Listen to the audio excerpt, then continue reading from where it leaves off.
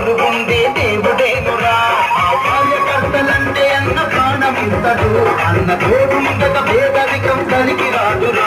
మన బతుకుల్లో ఆనందం తన లక్ష్యం ఊరంతా రామన్న మాటే వేదం. కతిలాంటి తోపు మనకందించును ధీమా, మెత్తనైన ఎదలో మన మీద ఉంది ప్రేమ. కతిలాంటి తోపు మనకందించును ధీమా, మెత్తనైన ఎదలో